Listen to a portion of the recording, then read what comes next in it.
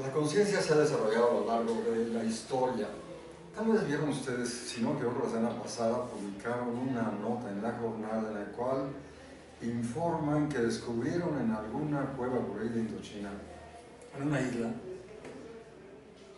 entraron a la cueva y encontraron que hay pinturas rupestres del año 42.000 pre-Cristo.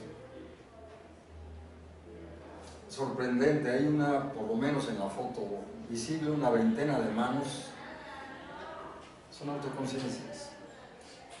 Y decíamos, ¿qué significa en esas cuevas rupestres la mano? Aquí estuve yo, reconozcan, es todo un proceso, insistamos, de lucha por el reconocimiento. Ayer conversaba con una historiadora de oficio y justamente le comentaba lo que yo puedo percibir de, digamos, de estos grandes temas que presenta Hegel en la fenomenología del espíritu y su relación con la historia.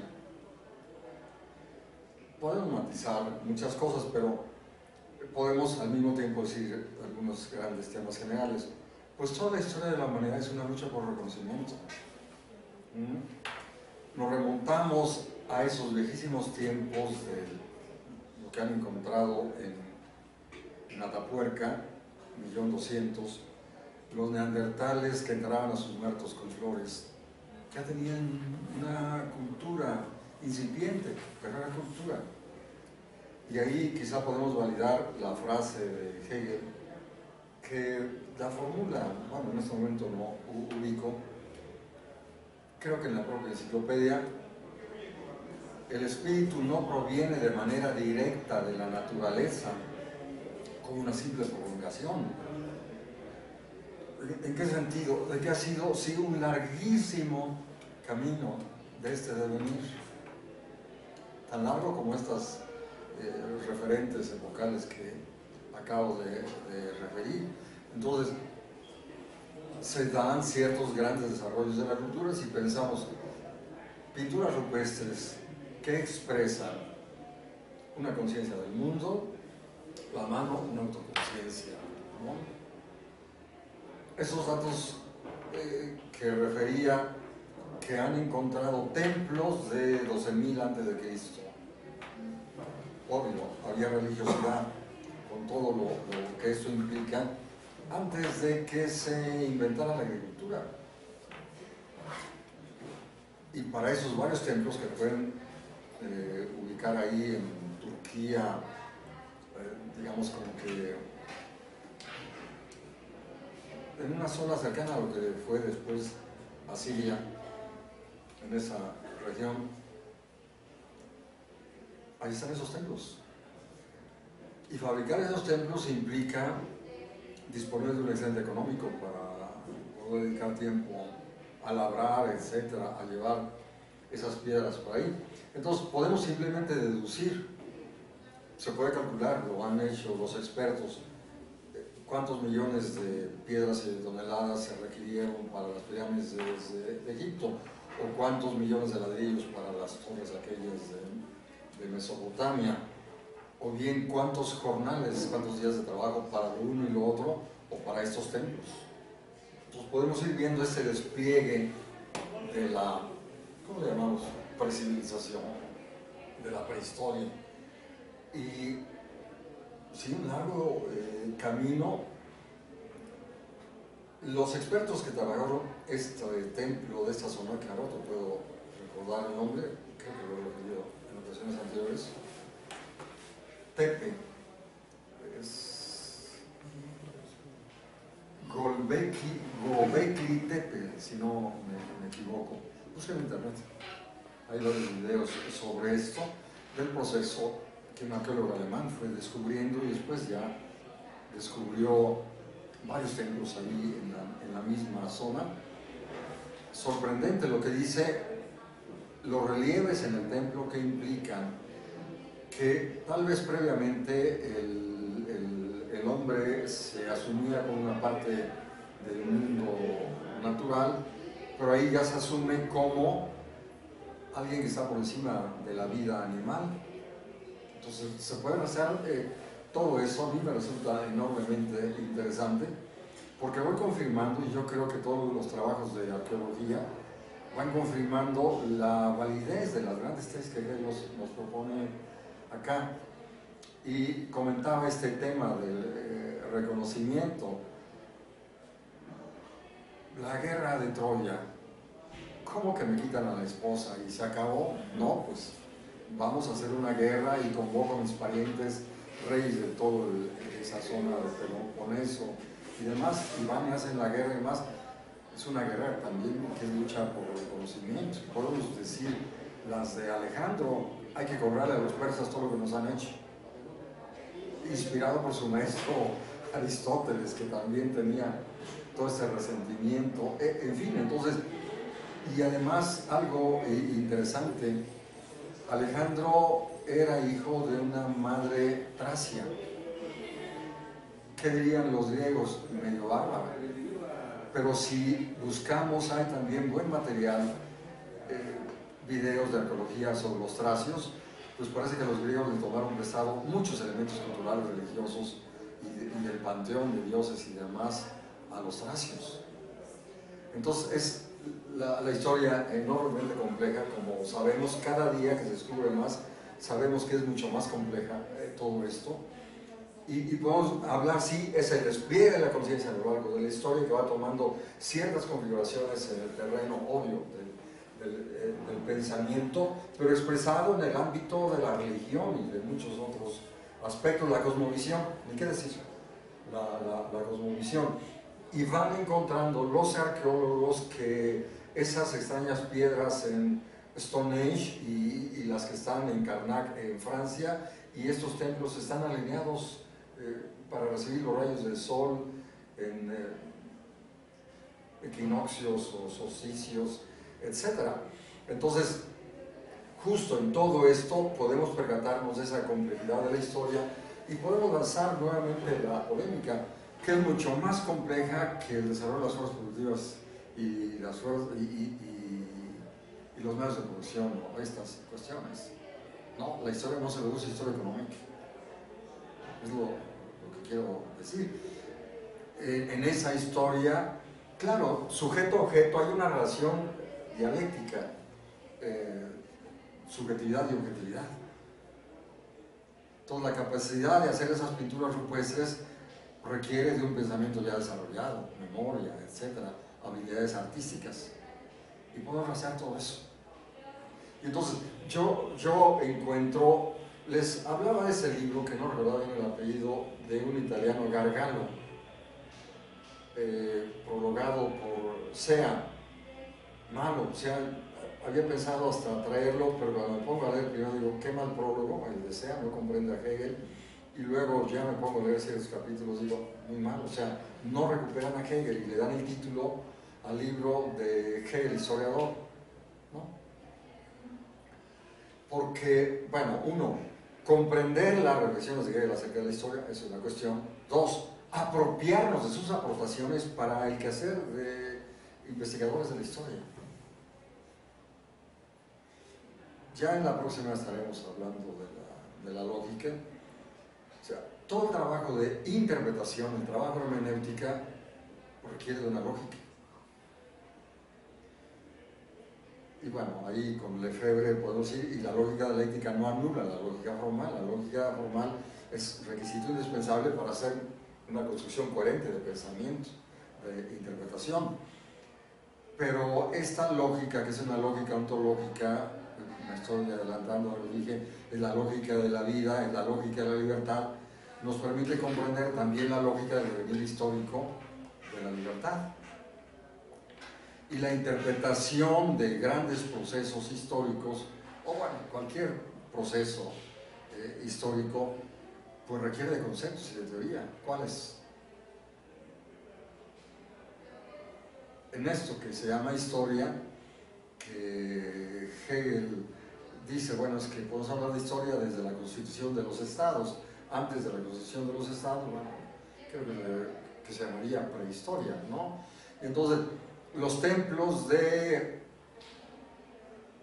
China, la India, Egipto, Mesopotamia, para construir esas pirámides se requiere la organización del trabajo. Para las torres de Mesopotamia se requiere todo esto, pero obvio cuantificar y calcular cuántas piedras y cuántos ladrillos y cuántas medidas y cuántos codos, creo que sería, o brazos o unidades de medida de la época. Se requiere una organización de la vida estatal para todo esto. Y claro, construir un templo, cuando uno ve esos templos o estas cuestiones, yo en Perú comentaba con el guía, es que para hacer estos templos no solo se requiere tecnología, es la gran visión, lo haces en honor de los dioses. No es mi casa, las casas de los obreros que trabajaban ahí en Egipto son cabañas relativamente sencillas, pero las pirámides están hechas para el faraón, que es divino, y en honor de los dioses. En sí, sin religión no comprendemos pirámides, templos de este orden. Se hacen en honor de los dioses. Claro, ahí podemos meter la discusión de Vico, de las etapas de la edad de los dioses, la edad de los héroes, la edad de los hombres, etc. ¿Qué expresa? Es que la propia concepción de la historia es histórica, y por lo tanto, tal como los hombres se ven en el espejo, van a formular un concepto de historia, ¿no? En fin, con todas las matices que pudiéramos hacer acerca de esto. Entonces, si volvemos a la fenomenología, las figuras de la conciencia, si lo pensamos como historia del pensamiento, podemos datar la historia de la filosofía y hablar de autores, de obras, etcétera, en tal o tal época. Ayer, hablando con alguien, me venía a la memoria el jansenismo, y hoy en la mañana me puse a buscar a ver qué había por ahí. Hay algunos audios y conferencias y algún video sobre el jansenismo, y hay también sobre Comenio, que también ayer en alguna conversación me surgía. Entonces, no entendemos a estos individuos y sus obras si no comprendemos qué está pasando en esa época, y viceversa. No comprendemos las épocas si no pensamos los conflictos que se suscitaban, si pensamos Lutero, o bien esta época nuestra, o bien la Revolución Francesa. Son conflictos complejos, sí, clases y conflictos de clases, evidentemente, pero que se expresan en el terreno del pensamiento. Y en ciertas épocas como esta, también en una crisis del pensamiento. ¿Cómo se explica uno? Comentamos creo que en la ocasión anterior, que después de Platón, Aristóteles y el helenismo, por ahí del 250 post-Cristo, viene el maniqueísmo. Es que las crisis sociales se van a expresar en crisis del pensamiento, en crisis de los individuos que piensan. Hablamos del caso de Agustín, él está viviendo en carne propia el desgarramiento, la crisis. Y el pensamiento se va a expresar como un pensamiento desgarrado, el de Agustín. Podemos dar un salto, Rousseau, un individuo con otro tipo de desgarramientos que expresa ese mundo. O podemos hablar para nosotros de tratar de ubicar también la propia historia del pensamiento. Yo ahí difiero, haría un matiz sobre alguna versión de Gadamer que dice que no necesitamos comprender al autor para poder comprender el texto. Yo digo que si no comprendemos al autor, no comprendemos el texto. La obra de Lutero no puede ser otra sino de ese individuo que también... ¿Eso lo dice Gadamer o Foucault? Que también está viviendo desgarramientos. Repito, Rousseau, para ubicarlo. En fin, ahí igual podemos hacer matices en el momento de la Ilustración. Son varios pensadores que pertenecen a diferentes clases, que van a expresar matices diferenciales en el pensamiento ilustrado francés, de acuerdo a su propia posición de clase. Rousseau había tenido un conjunto de problemas, familia, su madre murió cuando él nace, el padre tiene conflictos, etc. Vive situaciones de pobreza. ¿Quién mejor dotado para hablar de la desigualdad que Rousseau? Diderot, digamos, clase mediero, con un conflicto por ahí con un hermano que era sacerdote y demás, y entonces discutían, y etcétera, por un hombre con cultura, con estatura, que construye también un pensamiento bastante refinado, pero también él está prisionero del pensamiento de la época, el propio materialismo. Entonces, podemos ver, aportan, pero tienen un límite, como Hegel lo dice, cada hombre y cada pensador y filósofo está prisionero por su tiempo. Volvamos a Lutero. Vemos datos biográficos, un hombre desgarrado, en fin, pero su compañero Thomas Müntzer es hijo, los biógrafos dicen es que Lutero era hijo de una familia protocapitalista que estaba en el proceso de acumulación, creo que dedicados a la minería, los padres. En cambio, Thomas Müntzer era hijo del pueblo. ¿Con quién se identifica Müntzer? Con el pueblo del cual viene. ¿Con quién se identifica Lutero al final? Con los príncipes. Voltaire era notario público, adinerado, hacía negocios, parece que también comercios internacionales y otras cosas, puede ustedes encontrar ahí. Ven las cosas, sí hay desigualdad, pero así es. Rousseau dice, sí, pero esto es absurdo. Montesquieu, Barón de Montesquieu, ve las cosas de la altura de la aristocracia. Y claro, tiene cultura para poder escribir el espíritu de las leyes y otras cosas. Entonces, ahí podemos ver en la historia del pensamiento, pero si nos remontamos a personajes de la historia, volvamos a Alejandro Magno, no se comprende sin los persas previos agrediendo al mundo griego y todo la ira y el deseo de venganza de los griegos contra aquellos que durante siglos los asediaron. En fin, entonces ahí justo, si pensamos ya, vuelvo a la lógica, ¿cómo vamos a interpretar los procesos históricos? Pues requerimos de conceptos. ¿Y esos conceptos de dónde vienen? De una tradición de pensamiento. Dice Gadamer, los griegos tenían a la mano, si pensemos en Tucídides, Heródoto y algunas cosas más, nosotros tenemos a la mano muchas otras cosas más de lo que ellos. Los medievales tenían una visión muy particular que provenía del cristianismo y era una cosmovisión explicable en ese momento. A largo tiempo nosotros podemos criticar, pero en ese tiempo no se podía hacer más sino lo que hicieron ellos. Tomás era el gran intelectual de ese periodo, pero podemos hablar ahí de una crisis de crecimiento. Tomás, investigamos qué está pasando en el conjunto de Europa en ese periodo. Pues los expertos afirman que el feudalismo propiamente se establece más o menos en el año 1000, 1100, que antes era una larga transición. Después del 9. Una larga transición. Carlo Magno. Y hay una nueva visión historiográfica que tiene que ver con el año 1000, hay un libro de Domino que habla sobre el año 1000. Y es que ya ves que pensaban que la Edad Media era una época oscura, una edad oscura. Entonces descubren la revolución agrícola del siglo IX, y a partir de la revolución agrícola del siglo IX el medievo se divide ya no en el año 8 sino en el año 1000. Mira. Que es la aparición de la feudalidad, ¿no? Y entonces para el momento Tomás ya empieza la producción de textiles en los Países Bajos, es decir, ya está surgiendo el capitalismo. Yo diría es una crisis de crecimiento, ¿no? Y los árabes habían redescubierto a Aristóteles, y entonces Tomás piensa con Aristóteles, recupera a Aristóteles, etc.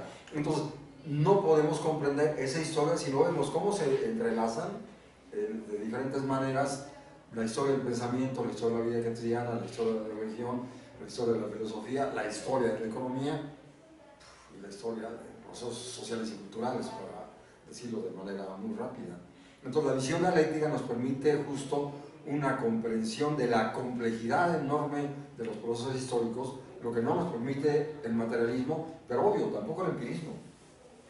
El empirismo no da en su construcción, digamos, filosófica, como ellos la ven, y teórica, para comprender la complejidad de los procesos históricos. Y claro, la escolástica pues, es muy limitada.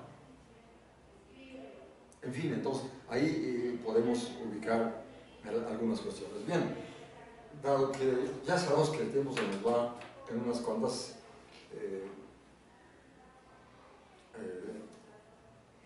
subrayados o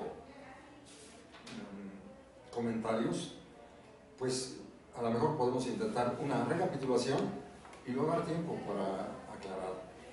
Entonces, hemos visto la estructura de la obra, hemos visto el movimiento, sabemos, ya leímos página 397 acerca de estas figuras: conciencia, autoconciencia, razón, espíritu, religión, saber absoluto. Ya identificamos qué significa ese concepto, saber absoluto, como saber conceptual, como ciencia, como filosofía. Ya comentamos un poco esas dos últimas páginas de la fenomenología del espíritu sobre el erinnerung, la reinteriorización, que desde lo más avanzado de la filosofía, esta tiene que reconocerse en su devenir, porque lo contrario sería el solitario sin vida. O sea, parecería que algún día un inspirado por la divinidad se le ocurrió la dialéctica y la fórmula, que es la visión que han tenido muchos marxistas. Pues todo empezó el día que Marx... No, esto tiene una historia bastante más compleja. Y si ubicamos ya a Hegel de manera desprejuiciada, leemos también la biografía de Jacques Rousseau es excelente. Está el Hegel secreto y el otro, simplemente Hegel, el de Tusquet, Hegel, una biografía.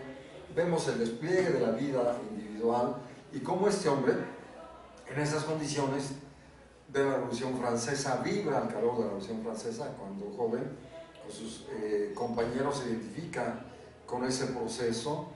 Cuando él está en Jena concluyendo la fenomenología, llega Napoleón y tiene que salir huyendo con sus escritos para editarlos después, y formula esa frase que se encuentra en su correspondencia: vi al espíritu montado a caballo. O sea, Napoleón es el espíritu haciendo la transformación de Europa con los cañones y la guerra. Entonces, desde esa frase vemos, pues nada tiene que ver con el concepto medieval de espíritu, está hablando de otra cosa, para plantearlo de manera muy general. Comentamos en la ocasión anterior esta frase de la penúltima página: saber su límite quiere decir saber sacrificarse. Es decir, tanto en la vida individual como en los procesos históricos, vale, yo diría, para los individuos, pero también para las clases subalternas, se tiene que tomar nota de que ciertos procesos históricos llegaron a un límite y que ciertas maneras de percibir, de conceptuar el mundo también han llegado a su límite. Y por lo tanto, que hay que lanzarse una nueva aventura del pensamiento para poder estar a la altura de los desafíos de la época. Creo que es la situación en la que estamos viviendo en México.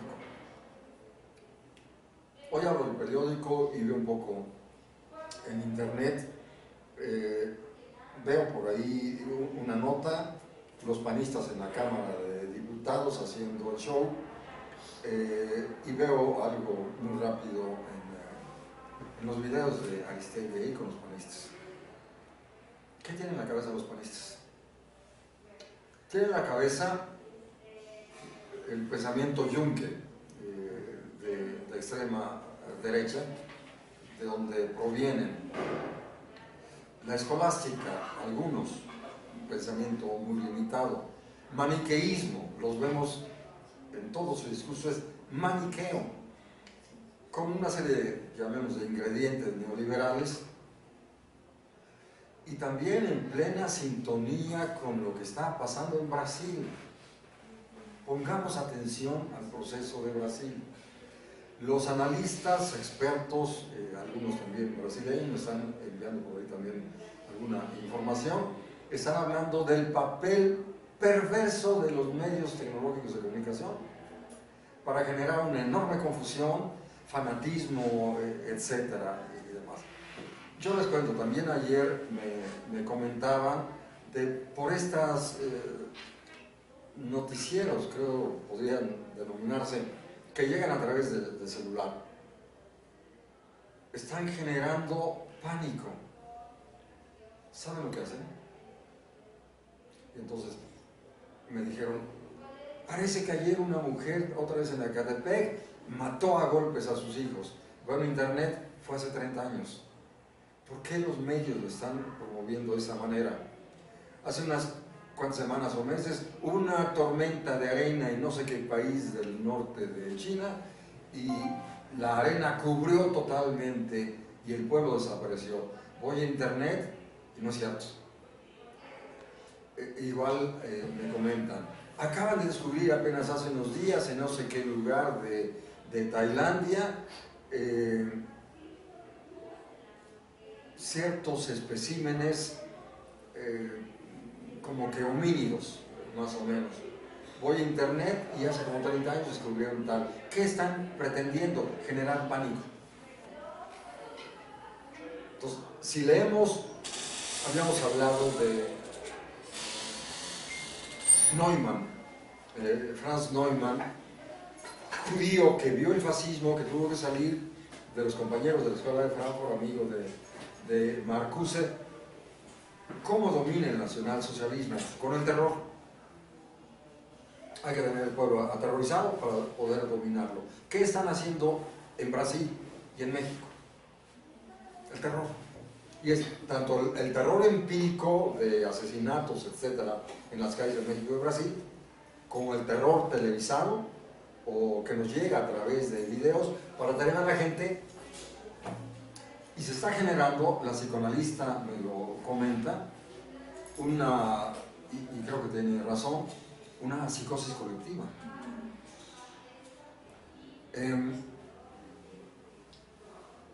Esta amiga con la que conversaba estuvo haciendo un congreso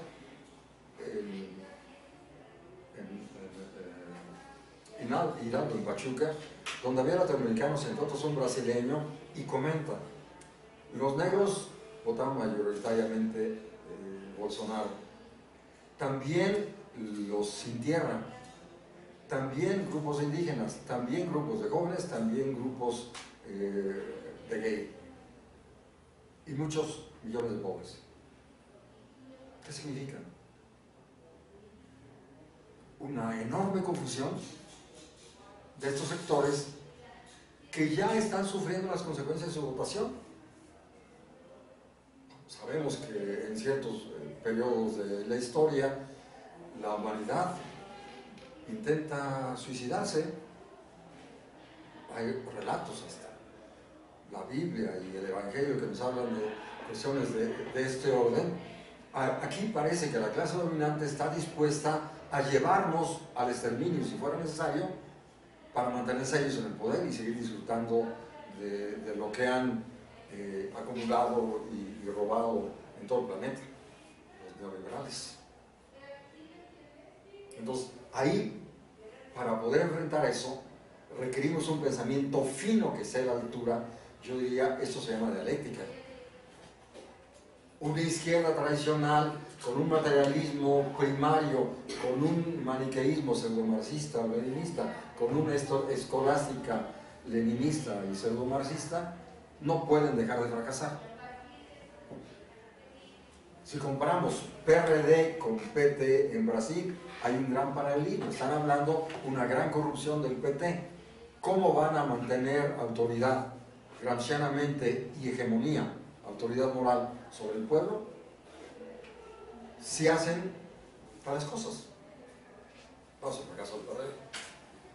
Entonces, volviendo a estos del PAN, contaba también con una amiga, si fueran muchachos de secundaria haciendo travesuras, dijimos, bueno, tienen 15 años, les permitimos que hagan travesuras, pero son individuos cronológicamente adultos, pero que no se respetan a sí mismos.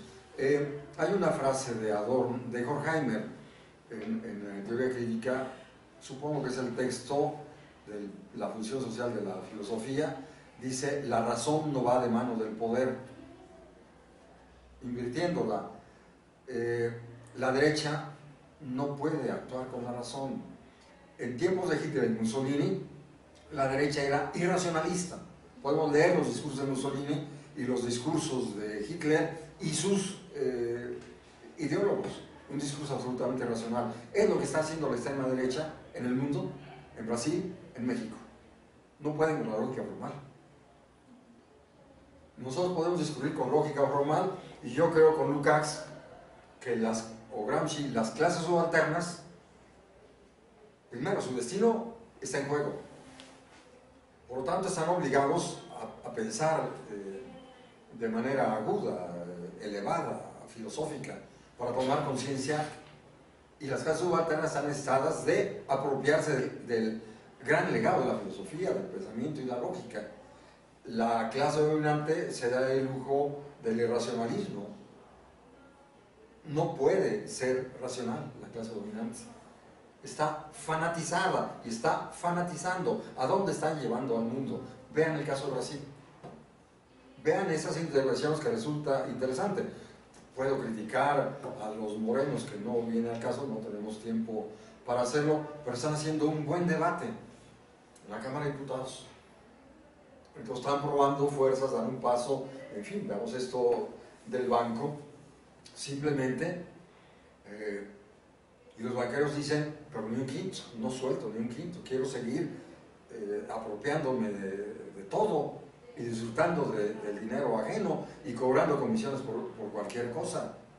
Obvio, no tienen condiciones ellos o disposición para pensar de manera universal. Las clases subalternas estamos obligados a pensar de manera universal un proyecto gramsciana, pero también platónicamente, un proyecto superior de cultura y civilidad. Esa es nuestra apuesta. Y entonces, ¿qué requerimos? Una política universal superior. Otros, los PRDs, se mimetizan con los priistas y acabaron en un absoluto desastre. El PT brasileño manifiestamente se mimetizó también con el poder, se corrompieron, acabaron en un desastre. Y bueno, y este desastre en Brasil puede ser muy prolongado, puede ser terrible. Ya están asesinando gente en las calles. No es que en el futuro, no, ya es presente la violencia fascista. No hay un movimiento fascista organizado, pero parece que esas iglesias pentecostales y demás en Brasil están haciendo todo el papel de ideologización, de fanatización. Ya no más falta que eso se convierta en una organización estructurada. Y ahí hay dinero yanqui. Me hablaban de que aquí ya en México están esas iglesias de la luz o algo así. Habría que acercarse para ver lo que está sucediendo. Algo se sabe de lo que está sucediendo en el Bajío, en Guadalajara. Está resurgiendo la extrema derecha y tiene una larga historia. Los tecos, los yunques,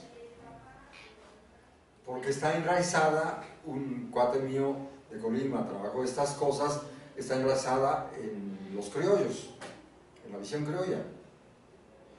Y profesor, en el CCH Sur hay un grupo de neonazis, ¿no? Dicen, o sea, también estos borros de pronto tienen este tipo de prácticas. Santo Dios, entonces veamos la magnitud del problema. Y claro, uno a lo mejor podríamos pensar, es que estas cuestiones de Hegel son exquisiteces innecesarias e imprescindibles. Yo diría, más o menos con Marx, sin la fuerza y el filo de la dialéctica, no seremos capaces de darnos una teoría, lograr una comprensión profunda y penetrante del mundo y hacer una política, en esos términos, radical, que vaya a la raíz. Y si hablamos de esta cuestión del debate y el combate, un combate lúcido requiere de un pensamiento lúcido, de la dialéctica, de conceptos sólidos. Y esa visión, volvamos, del marxismo tradicional economicista, no puede estar a la altura para los grandes debates. Comentábamos, no es gratuito de que dos filósofos africanos, uno Mbembe de la necropolítica y otro Mba Rodríguez, me parece que los dos son de Camerún, pero eso es, no puede uno. Entonces, ¿Qué sucede? Ellos, los africanos, están viviendo en carne propia las tragedias generadas por el neoliberalismo. Por fortuna están armados de filosofía y pueden hacer una crítica. Entonces, la crítica radical al neoliberalismo no lo hicieron los supuestos marxistas, lo están haciendo los dialécticos.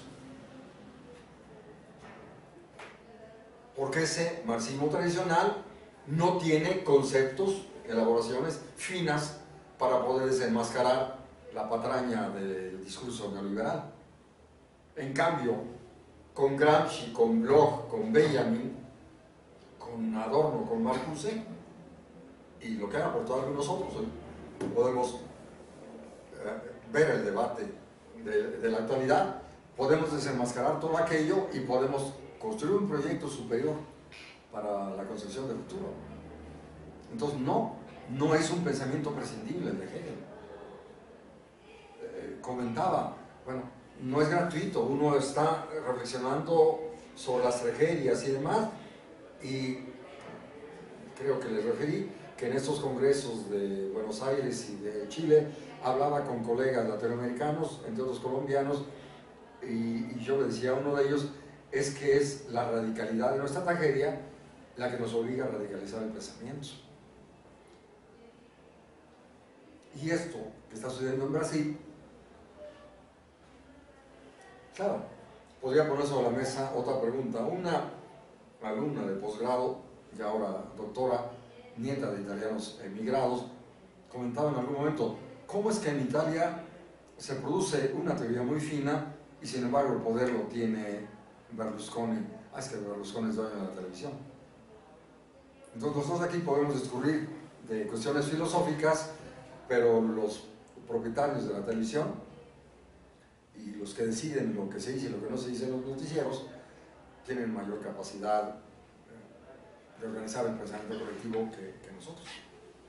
Claro, algo podemos hacer, algo estamos haciendo. En las propias redes vamos haciendo cuestiones, también metiendo documentos filosóficos, videos, etc. Estamos también haciendo algo de esto, pero la capacidad de manipulación que tiene la tele y estos medios permite una gran eficacia.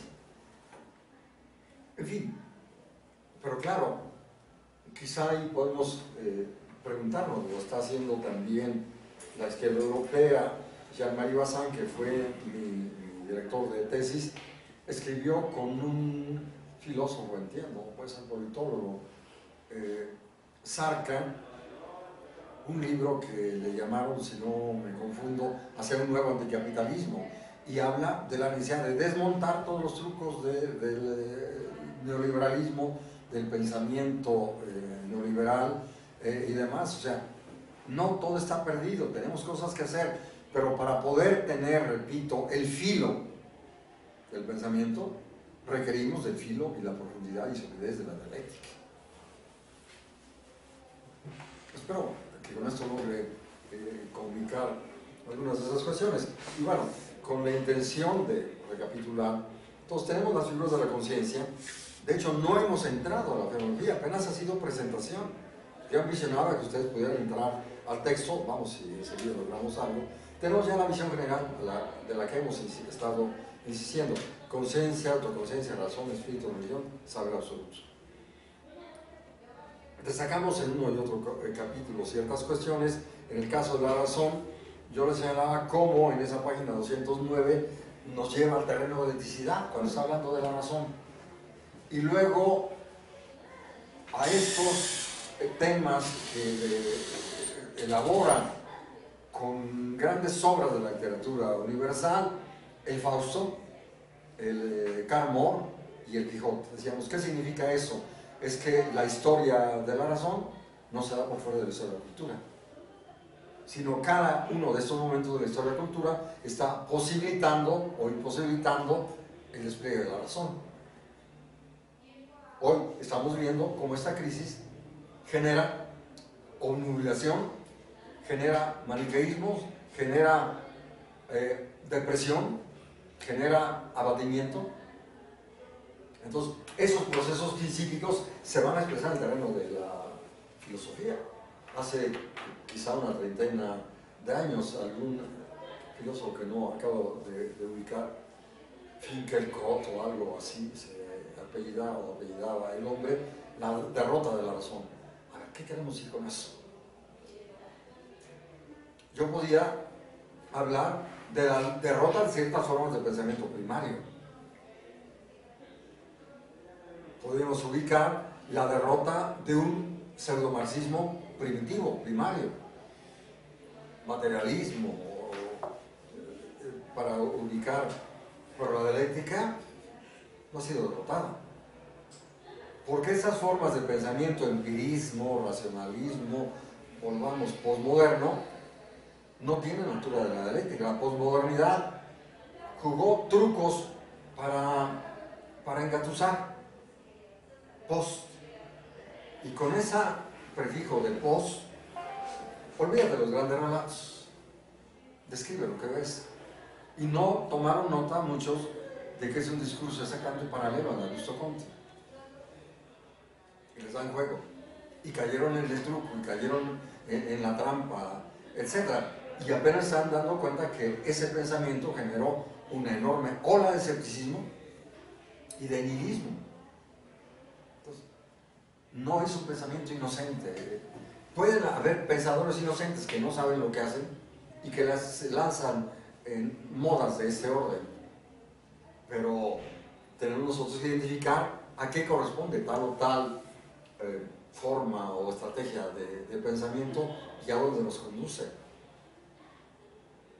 Si volvemos a tomar el tema del fracaso de la Revolución Rusa, sí, claro, está Stalin y la burocracia, pero también esa forma primaria de pensamiento llamada marxismo-leninismo o materialismo dialéctico no era un pensamiento muy agudo que permitiera comprender la complejidad de la vida estatal, que Gramsci sí puede hacer, porque es heredero de una tradición de pensamiento mucho más fina que no tenía en el mundo ruso. Y si empezamos con Perry Anderson, la recepción del marxismo en diferentes regiones, países y demás. Y es que la interpretación del marxismo depende de las particularidades de cada país, de cada pensamiento, que implica también la religión. Un amigo hace tiempo, que él fue joven masón, me refería de que una lectura ilustrada de Marx, no dialéctica, claro, escolástica de Marx. ¿Por qué en España y en México y otros lugares de América Latina se hace una lectura escolástica de Karl Marx? Porque el pensamiento escolástico no había desaparecido. España, según alguien que estudió allá, no tuvo un movimiento ilustrado de la altura del francés o el alemán. Entonces predominaba la escolástica, hace una revisión de Marx escolástica, etcétera, etcétera. Los franceses hacen una recuperación de Marx racionalista, con sus particularidades. Althusser, para simplemente ubicarlo. Entonces, bueno, quizá con estas ilustraciones podemos ver, bueno, podría uno suponer con una cierta dosis de ingenuidad, ya la historia, la humanidad recorrió tales y tales capítulos, tales y tales periodos, ya estamos dotados de un pensamiento dialéctico, supongamos ingenuamente, ya todos pensamos dialécticamente, ¿no? Hay individuos que siguen pensando de manera maniquea, de manera escolástica, de manera empirista, de manera racionalista,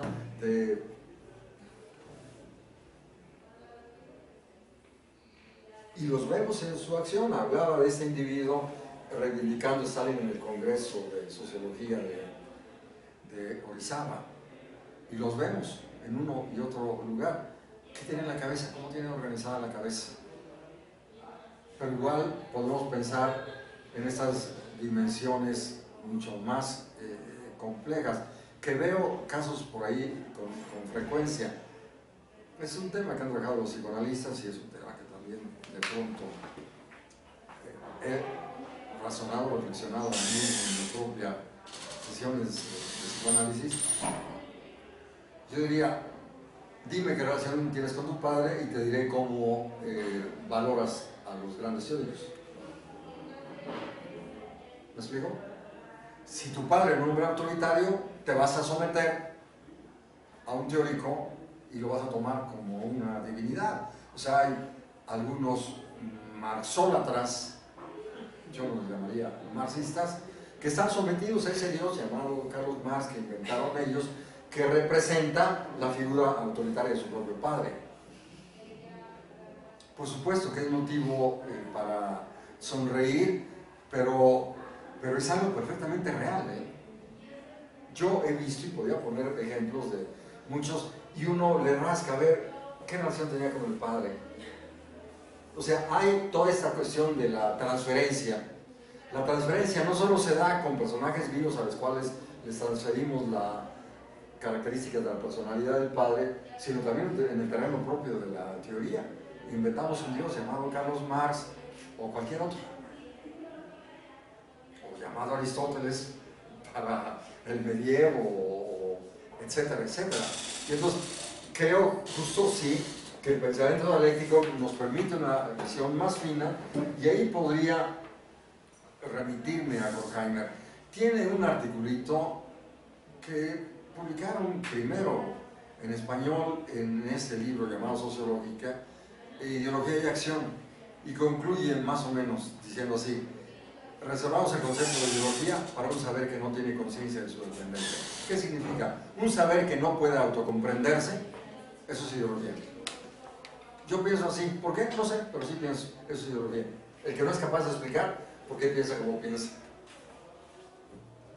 Entonces, hay, por supuesto, le llamaban la doctrina marxista-leninista, que yo desde que oí esa expresión doctrina, pues yo cuando niño iba a prepararme para la primera comunión y nos daban ciertos cursillos y eso le llamaban doctrina. Y los rusos le llamaban la doctrina marxista-leninista, claro, porque empata con esa religiosidad primaria del mundo ruso que no tuvo ni un Tomás de Aquino, ni un Lutero, ni un, con todas las bemoles que tengan, ni Ignacio de Loyola, etc. Una religión muy primaria que empata con ese pensamiento que referíamos. Como Stalin en la frente a la tumba de Lenin dice, Lenin, te juramos cumplir sus mandamientos. Esa es religión. Entonces, toda esa versión del marxismo-leninismo tiene un sesgo de corte religioso de ese orden.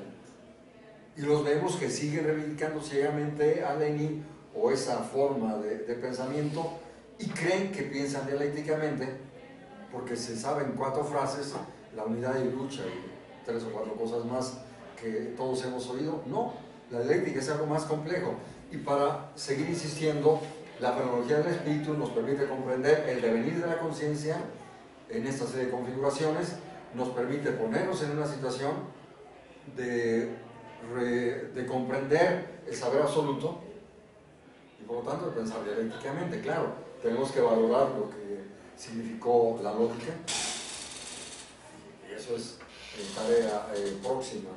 Entonces, quizá con estas grandes cuestiones vemos y hablamos de la conciencia, la vida, el deseo, la lucha de las autoconciencias, el trabajo, y luego ya las formas de la conciencia. Bueno, este conflicto, Señor y servidor, amo y esclavo traducido, es una mala traducción. Señor y servidor es un concepto más universal que el otro de amo y esclavo. Podríamos recurrir a pizarrón para esto.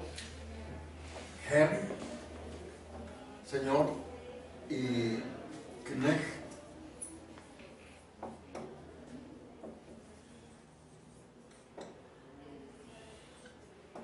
Diferente de la palabra que no refería a ningún diccionario. Señor y servidor. Entonces, es una mala traducción la de Kojève, que fue repetida ciegamente por muchos, y en particular la Barrera y Gwendoline Jersey localizaron ciertos documentos de la correspondencia de Kojève, y este hombre afirmaba que en realidad Hegel le tenía sin cuidado, lo único que quería tomarlo como ocasión para dar un curso de antropología filosófica. O sea que no era un pensador dialéctico ni quería hacerlo el señor Kojève, y su traducción confunde. No todo servidor es esclavo, para decirlo de manera rápida. Y servidores pueden ser de múltiples Hay una señora que me ayuda en la cocina, pero no es mi esclava. Y hay un muchacho en medio del jardín, en cosas de albañilería, pero no son mis esclavos. Entonces el esclavo es una particularidad de la figura de dominación. Y el amo es una particularidad del Señor, para decirlo de manera muy, muy general. Y, en fin, obvio, este tema del Señor y servidor es también muy importante. Y claro, este tema lo podemos englobar en el concepto de lucha por el reconocimiento, dejémoslo así. Ya hablamos de eso, la lucha por el reconocimiento. Y podemos insistir con Axel Honneth, le han traducido varios libros, hay videos y textos disponibles en internet de Honneth. No es un pensador dialéctico, pero pone sobre la mesa los grandes problemas de la lucha por el reconocimiento. Y esa es una aportación importante. Entonces podemos ver si efectivamente toda la historia es una lucha por el reconocimiento. Y en la historia ha habido, evidentemente, esclavitud y cuestiones de este orden. Y podemos decir, y la política es una lucha por el reconocimiento. Y muchas guerras han sido guerras de lucha por el reconocimiento. Y la vida cotidiana de los seres humanos y la vida en familia es también lucha por el reconocimiento. Y la relación del hijo con el padre y la madre y los hermanos es también lucha por el reconocimiento. Entonces, es un concepto de una gran riqueza que nos permite comprender muchísimas cosas. También Axel Honneth reflexiona sobre la historia. La Revolución Francesa es una lucha por el reconocimiento. El discurso de Sieyès, pronuncian ellos, del tercer estado, es un discurso de reconocimiento. Nosotros en el tercer estado trabajamos y no nos reconocen. ¿Qué queremos? Que se nos reconozca. Entonces, las grandes revoluciones son momentos de exigencia de reconocimiento. Esto que hemos visto en el momento electoral en México es también, queremos que se nos reconozca como ciudadanos. Nos ha robado las elecciones. Estamos en ese proceso y entonces vamos, si pensáramos en lo que requeríamos los mexicanos, tener plenamente consciente esto y tener claro que los señores del poder no van a regalarnos el reconocimiento. Vean la manera en que reaccionan los bancos, vean la manera en que reacciona el PAN y el PRI, pues están esperando la ocasión para arrebatarnos lo poquito que se ha logrado. Y están tratando de deslegitimar la figura del electo para poderlo tener debilitado y poderlo obligar a ceder a sus presiones. Ahí Blanco, dice que fue tu profe, ayer creo, publicó, o antier, José Blanco. No fue el profesor, fue el director de la facultad. Ah, bueno, un artículo que habla de las correlaciones de fuerzas, es bueno. Entonces, hay ciertas correlaciones. Si queremos cambiar de manera más profunda, tenemos que desarrollar y consolidar ciertas correlaciones de fuerza. O sea, esperar, todo va a cambiar, solito. Este hombre va a resolver todo si no generamos nuevas fuerzas, consolidamos correlaciones de fuerza, no va a haber ningún cambio. Y si no tomamos conciencia dialécticamente de esta serie de procesos, y si no tenemos un concepto más profundo, más fino de Estado, que no es el órgano de dominación, es algo más complejo. Entonces, el Estado, ya lo veremos, nos remite a las cuestiones de la eticidad. Gramsci, de hegemonía, para decirlo de otra manera. Podríamos hoy hablar de esto, pero dejaríamos de caracterizar la fenomenología. Mejor esperamos a cuando estemos con la filosofía del derecho. Ahí podemos... Entonces, podemos conectar en ese momento esto. Entonces, historiador quiere hacer una investigación de tal o tales procesos. Bueno, necesitas conceptos. Y la historia, obvio, no es simplemente cronología, y tenemos que comprender qué estaba sucediendo en tal o tal momento histórico, y requerimos del concepto de Estado, requerimos del concepto de clases subalternas, requerimos del concepto de sociedad civil, de clases sociales, de estamentos, etcétera, etcétera, para poder hacer la interpretación de los fenómenos históricos. No es con la cabeza vacía como vamos a comprender la historia. Requerimos un método y requerimos conceptos.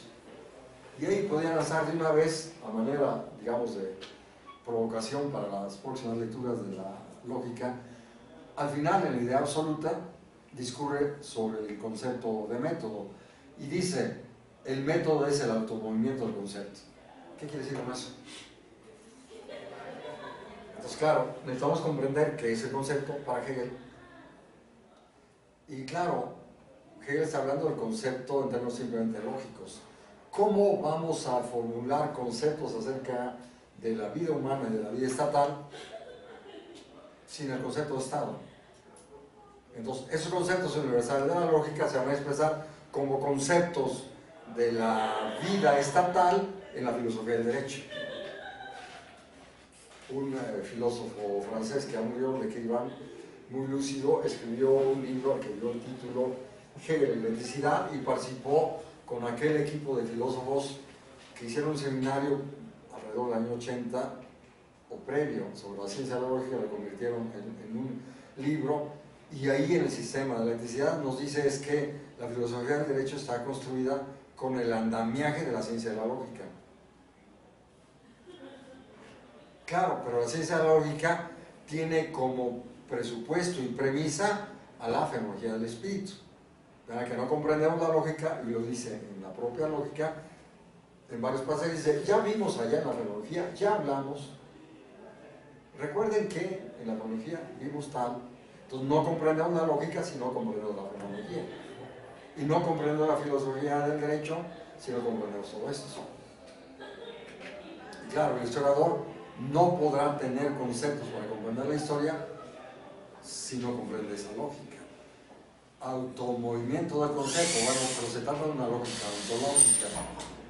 Antes de que el teórico formule el concepto existe en la realidad misma. Claro, esto es difícil de entender, no estamos habituados a pensar de esta manera, pero claro, podemos decir, pero el concepto de Estado ha sido formulado a lo largo de la historia, pero en cada nueva etapa adquiere ciertas connotaciones nuevas correspondiendo a las nuevas situaciones históricas. El Estado moderno no es igual al Estado de Grecia, porque la cultura y el mundo griego no son iguales a eso que estamos viviendo en la actualidad. Es una obviedad, pero hay que tenerlo. Entonces, la historia del concepto de Estado, o bien al revés, el concepto de Estado es histórico. El concepto de Estado va adquiriendo connotaciones particulares en cada momento histórico correspondiendo a la organización de la vida estatal de ese momento histórico y correspondiendo al andamiaje epistemológico que le damos con la filosofía propia de esa época. Tomás de Aquino construye un concepto de política correspondiendo a eso. Hobbes, Locke construyen un concepto de Estado con todo el andamiaje empirista, con una serie de limitaciones. Spinoza, Leibniz, Kant construyen un concepto de Estado con el racionalismo. Hegel construye un concepto de Estado con la dialéctica. Y vamos a ver sensibles diferencias en uno y otro caso. Espero que estemos ubicando y que podamos ver qué implicaciones tiene toda esta cuestión de la dialéctica. Entonces, hablamos de la autoconciencia, hablamos de la razón, hablamos un poco del espíritu. Leíamos en la página 261. Yo creo que vale la pena recuperarlo para ubicarlo de manera puntual. El espíritu de la vida ética de un pueblo. Pero aquí hablamos de espíritus reales, de figuras de la conciencia, de figuras del mundo. Antes, conciencia, autoconciencia, razón, estábamos hablando de figuras abstractas de la conciencia. Como si la conciencia, como si la autoconciencia se dieran por fuera de la historia de la cultura. Y en realidad, las figuras de la conciencia o las formas de conciencia que la humanidad tiene acerca del mundo, de la realidad, la misma cosmovisión y la propia manera de autoconcebirse, de autocomprenderse, se da en el marco de un momento de la historia de la cultura y por lo tanto, digamos, el pensador piensa y es el vocero de la cultura en la que vive. Piensas en el marco de la cosmovisión y del momento histórico, cultura, pensamiento religión, etcétera, del momento en que estás viviendo. Volvamos a Agustín, elabora con el pensamiento de crisis, con el pensamiento helenista que heredó Cicerón, etcétera, y con el pensamiento religioso que le hereda la madre, y propone una síntesis, y hace lo que hace en tales condiciones. Tomás de Aquino en otras condiciones. Estos, digamos, naturalistas, si pensamos en Bodino, 1600, en plenas guerras religiosas, más o menos 1670, la República de Bodino, o Maquiavelo, 1570, estaba queriendo decir Bodino, y Maquiavelo 1512-16. Esa expresión de ese momento histórico que está viviendo. Florencia. Hay excelentes videos sobre Florencia, los Medici y demás, que hace poco estuve viendo. ¿Qué estaba pasando en Florencia que da lugar a Maquiavelo? Y al mismo tiempo a Miguel Ángel y a otros tantos, etc. Y despuésito a Lutero en otras latitudes. Entonces, es un mundo que está cambiando y se va a expresar por boca de Lutero, por boca de Maquiavelo, por boca de Bodino en condiciones particularísimas. Lutero en su lugar, Maquiavelo en el suyo, Bodino en Francia en crisis de las guerras religiosas. Cada pensador está expresando su época. Volvamos con Lukács. El pensador y el filósofo no piensa en lo que se nos ocurre, piensa en lo que la realidad le está exigiendo en tal momento histórico. Y yo creo que igual podemos decir, el propio historiador tiene una visión de la historia a partir de sus propias experiencias de la circunstancia que está viviendo. Los temas que asume el historiador son temas que le está imponiendo su momento histórico. ¿Estarías de acuerdo? Redescubrimos a los indígenas en el 94. Redescubrimos muchas cosas, bueno, por fortuna la propia arqueología de pronto pone problemas absolutamente novedosos. Descubrieron tal cosa en Palenque, descubrieron tal cosa en el Templo Mayor, descubrieron tal cosa en Teotihuacán o un nuevo templo maya. Entonces, es complejísimo todo esto. ¿Qué es lo que nos va poniendo la agenda de reflexión en la ciencia política, en la filosofía, en el derecho, en la historia? Vemos esta serie de cuestiones. Entonces, veíamos esto en esta página 260, decíamos, el espíritu es esencia real. Todas las figuras anteriores son abstracciones de este espíritu, al analizarse. ¿Y qué encontramos después ahí en la necesidad? Estos temas que ven uno en el índice. ¿Qué quiere decir? Mundo ético, ley humana, ley divina, el hombre y la mujer, Antígona. Leemos la Antígona, es de esto lo que está hablando. Y luego, las leyes, ley humana, ley divina, hay un conflicto, ley humana, ley divina. Este conflicto que tenemos, las madres de los desaparecidos dicen, y quiero que me entreguen el cadáver de mi hijo, si es que está muerto. Y los del poder, pues nosotros ya decidimos otra cosa. El conflicto ley humana, ley divina. ¿Qué viene en adelante? ¿Habrá apertura del nuevo gobernante? Vemos que la hay. Pero hay que incidir para lograr una mayor apertura y darle la plena palabra a las Antígonas, que tienen toda la razón y que son la evidencia de que ese sistema está agotado. O sea, ese sistema que produce tal tragedia, este sistema que secuestra y asesina estudiantes, es un sistema que está agotado, no da para más. Pero claro, vendría de inmediato la pregunta, ¿y qué proponemos? Yo diría de manera también medio sencilla que la organización de la vida estatal constituye la organización de las estructuras de reconocimiento. ¿Estás de acuerdo? Sí. Y cuando se deforma la vida estatal de esta manera, las estructuras de reconocimiento están absolutamente alrevesadas, diría mi abuela, patas para arriba. O bien con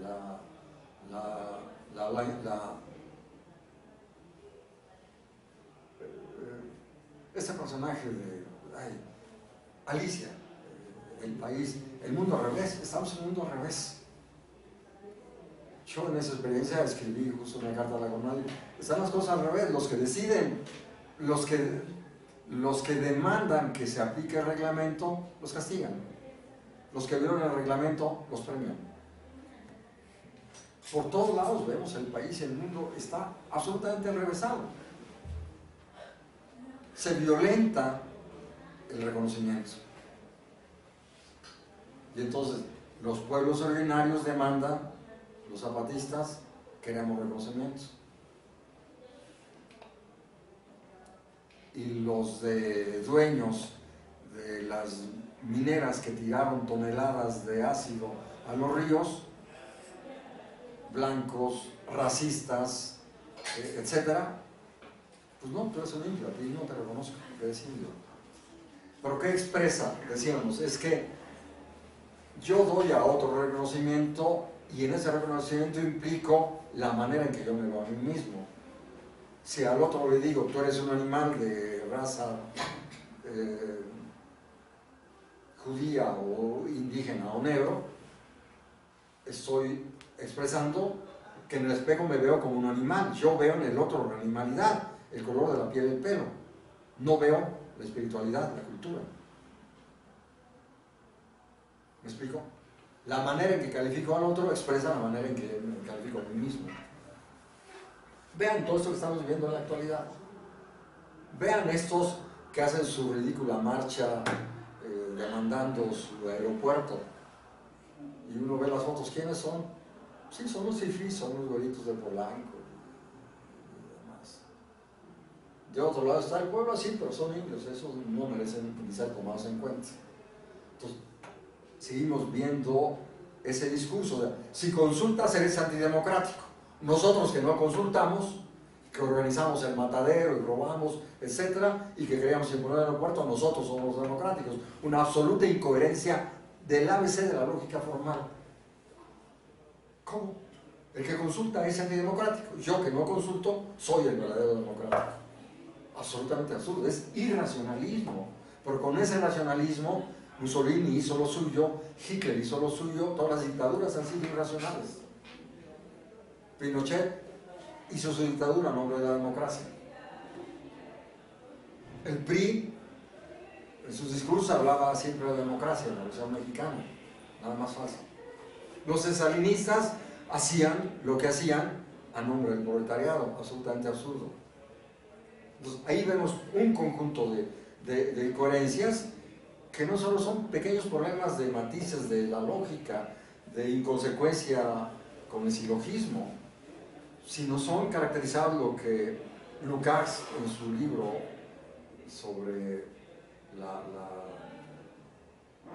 sobre el irracionalismo, ¿no?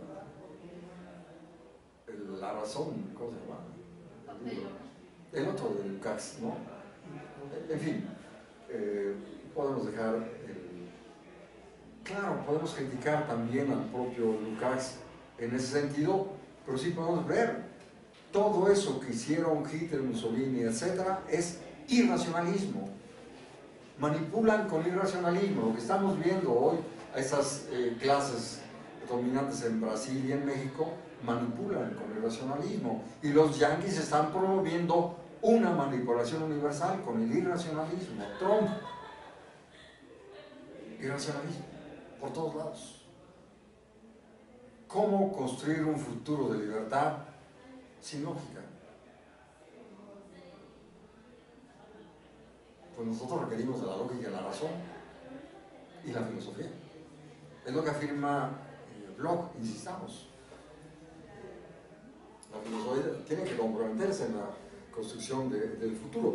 Y vemos aquí otra serie de conceptos: la acción ética, saber humano, saber divino, culpa y destino, Estado de Derecho, y luego la cultura, el mundo de la cultura, el mundo extrañado, la ilustración, la fe, libertad absoluta, terror, la moralidad, la buena conciencia, el mal y su perdón. Allí el alma bella. Sucede que Goethe, en el texto Wilhelmmeister, tiene un capitulito dedicado al alma bella. Es una figura de la conciencia también. Entonces había una profunda sintonía entre Goethe y Hegel. Goethe mayor, pero reconocía a Hegel, y se carteaban y se elogiaban mutuamente. Yo he leído la correspondencia, no podemos aquí referir. Entonces Hegel le decía: maestro, yo he querido decir en filosofía lo que usted dijo en la literatura. Joven Hegel, yo dije en la literatura porque lo está haciendo muy bien en el terreno de la filosofía. Es un diálogo de genios el que hay entre aquellos. Entonces, leemos la obra de Goethe en su conjunto, es expresión del momento, de la cultura que se está viviendo, de la época. Y el Wilhelmmeister lo es, y el alma bella lo es. No hay tiempo para ocuparse de esto. Si lanzamos una aventura más amplia, como el profesor Arturo está sugiriendo para el próximo semestre, podemos ocuparnos de estas cosas. Ahorita yo, digamos, tengo el impulso de lanzarme a estas cosas, pero tengo que verlo, es decir, pero no nos va a quedar tiempo para hacerlo, nos quedan 30 minutos. Y entonces podemos justo encontrar cómo muchos conceptos construidos a lo largo de la fenomenología del espíritu van a ser recuperados en la lógica y otros en la filosofía del derecho. Este tema del Estado de Derecho. En el mundo griego podemos encontrar una eticidad compartida por todos ellos y un derecho que corresponde con aquello. En el Imperio Romano tenemos el derecho abstracto. Sí, te reconozco como ciudadano, tienes tales obligaciones, tienes que participar también en las guerras, tienes que dar tu tributo, y entonces operas con el derecho privado. ¿Qué tenemos en la actualidad? Neoliberalismo. Se sustituye el derecho público por el derecho privado. Fox, administremos el Estado como una empresa. ¿En qué derivó? En un absoluto fracaso. Si es así, entonces el voto es una mercancía.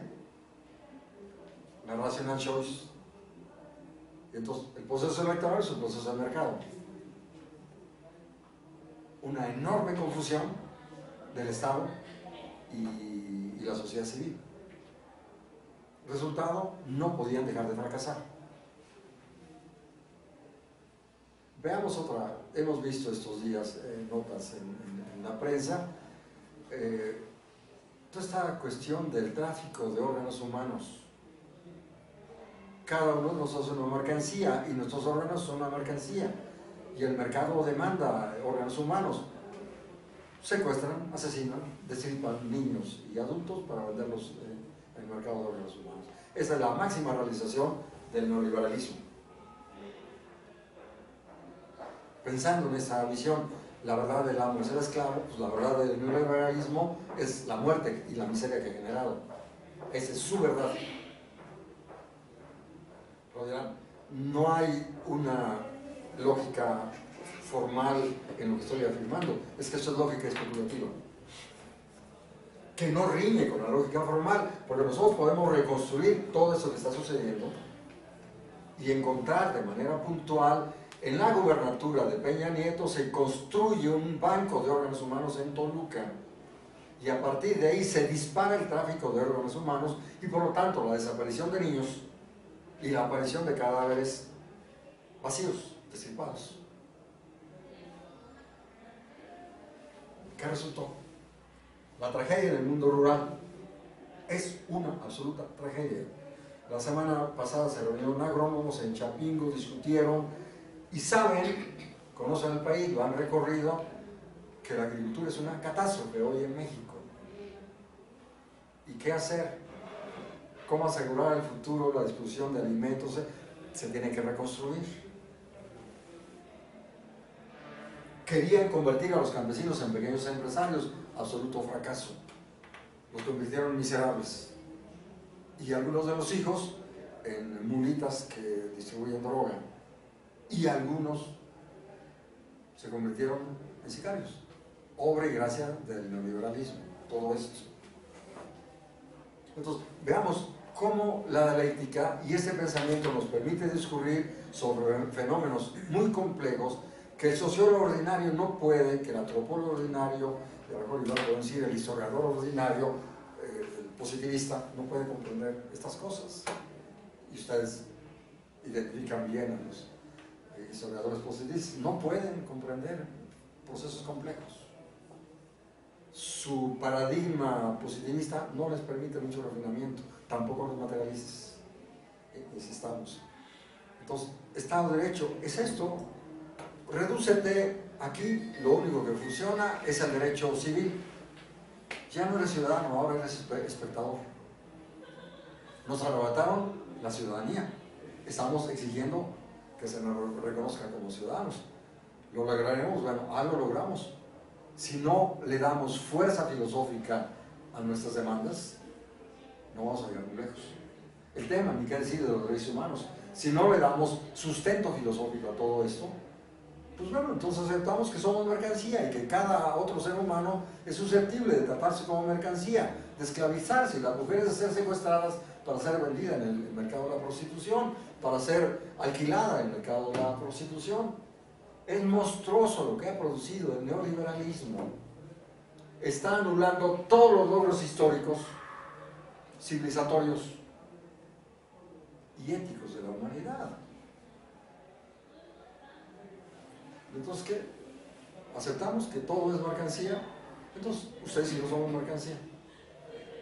Y nos podemos tratar como tal. Y eso significa, al final, tratarnos como bestias. Lo que estamos viendo en la cotidianidad.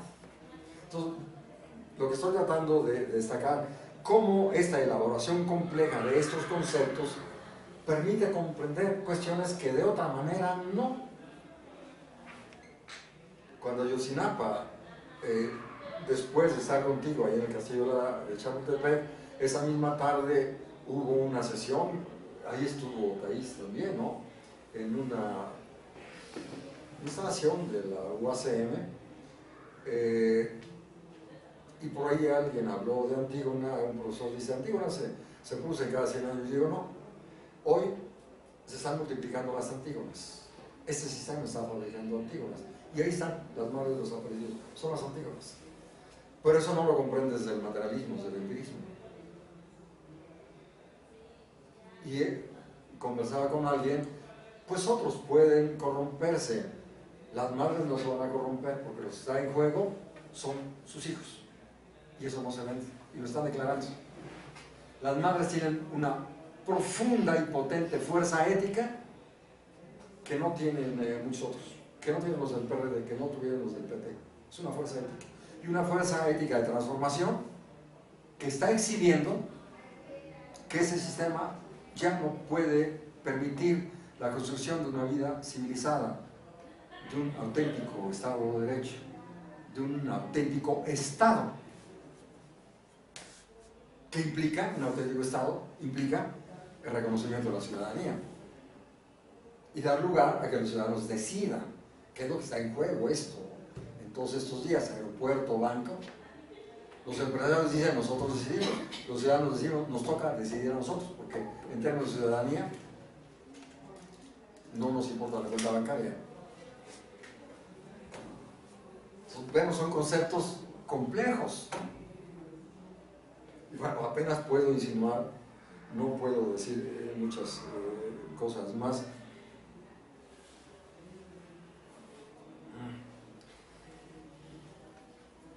Repito esta frase de, más o menos de Antígona. El Creonte, el rey, dice, está prohibido enterrarlo porque asaltó a la ciudad. Y Antígona dice, pero es mi hermano y la ley divina dice enterrarás a tus muertos. Entonces tu ley humana está subordinada a la ley divina. Por lo tanto, voy y sepulto a mi hermano. Esta fuerza de las madres es la fuerza ética, la ley divina, enterrarás a tus muertos. Sí, usted Nadie sabe de dónde vino. Y según las evidencias, la humanidad hace muchos milenios que sepulta a sus muertos. Profesor, pero es que hay compañeros que no conocen la tragedia de Antígona. Tienen que leerla, por supuesto. O sea, estoy insinuando, tienen que leerla. Y entonces ver que la comprensión de la fenomenología del espíritu va a requerir leer la Antígona, leer el Fausto, leer el Carmor, releer al Quijote, identificar nuevamente y releer qué decían los escépticos, qué decían los estoicos, la propia historia del cristianismo. Y claro, qué sucedió en Grecia, qué sucedió en Roma, qué significa aquello del Estado de Derecho en Roma. A mí también la lectura de la fenomenología me obligó a ponerme a trabajar para llenar mis enormes lagunas de conocimiento histórico y filosófico. No es una obra que van a leer y comprender de un golpe, es una obra que les va a demandar mucho tiempo, pero que les va a lanzar a la recuperación de esta elaboración de la literatura y del pensamiento histórico. Y al mismo tiempo les permitirá comprender, pongamos, que Dante es obra de un momento histórico, que la Divina Comedia es producto histórico, y que cada otra, y las tragedias griegas, y etcétera, y que el cristianismo es un producto histórico. Y reiteremos que la obra de Rousseau, Montesquieu, pero también la obra de Rulfo es un producto histórico, y la Sor Juana es un producto histórico. Y podemos llenar, ¿verdad? Ni qué decir los intelectuales liberales de la época juanista, tú los conoces. Di todos los nombres que consideres necesario destacar. Sarco es una obra histórica, producto de esas condiciones. Esas obras de Sarco están refiriéndose a lo que está pasando en ese periodo histórico. Altamirano. Yo creo que ya después Paino, ¿no? Son producto de ciertas condiciones históricas. Yo creo que trabajó por José María Vigil. Chucho Roto es un producto histórico y ya. La obra de Paz, la obra de Fuentes. Y vamos a agregar. En México a través de los siglos. Sí, son condiciones históricas que hacen posible y que en un momento exigen la producción de tal obra. Y entonces la Sor Juana es vocera de su época. Cada uno de estos que acabamos de decir son producto histórico, son voceros de ese momento histórico. El Sarco y el otro de... Bueno, la vida en las montañas son un producto histórico. Entonces, no vamos a resolver de un golpe esto.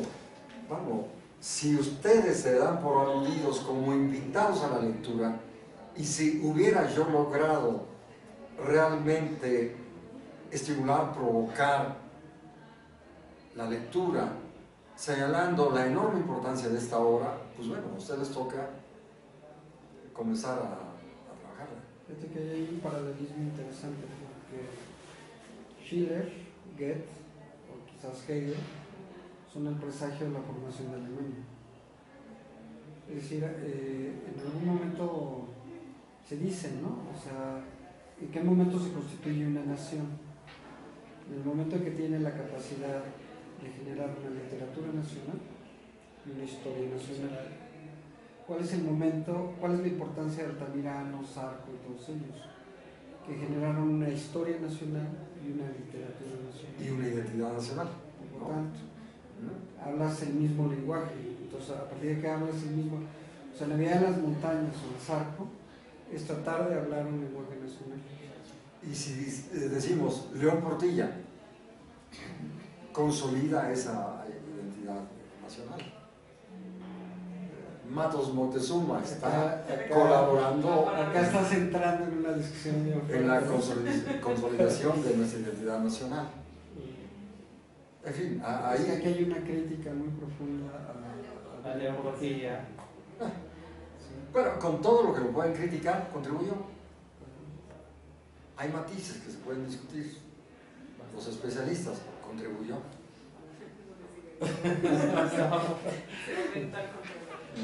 Acabas de hacer una revolución. Bien, nos quedan como 30 minutos. Yo pensaba pues 14, ¿no? Introducirnos de manera más puntual a esta serie de experiencias de la conciencia.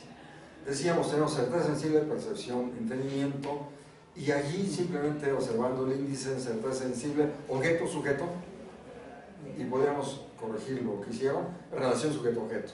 Esta es la estructura básica. Entonces comienza hablando del objeto.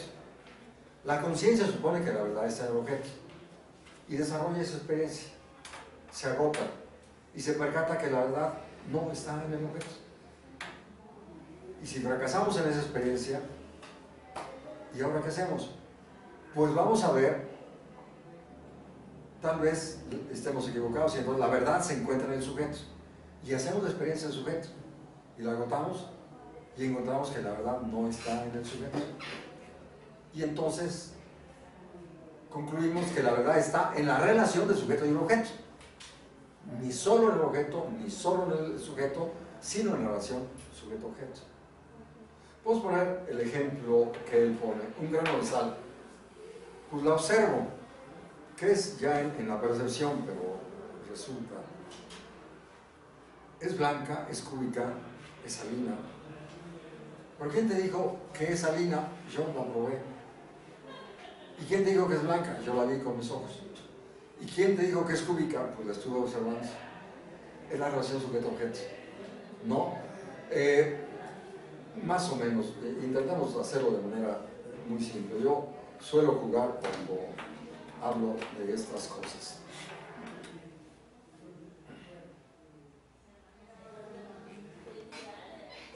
A ver cómo simplificamos el objeto. Yo podía, por ejemplo, haber estado en salones con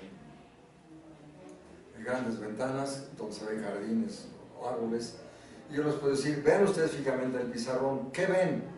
Pues ven el pizarrón. Pero yo veo árboles, aves, jóvenes deambulando, nubes, lluvia. ¿Quién tiene razón? ¿Ustedes que ven el pizarrón o yo que veo lo que acabo de decir? Todos, porque ustedes están viendo cierta cosa y dicen, veo esto, yo veo otra cosa y veo. Y si pusiéramos a cada habitante de este planeta, que ya no sé cuántos millones somos, a decir, ¿qué ves? Pues cada quien va a decir otra cosa. ¿Qué estamos queriendo decir o caracterizando? Es que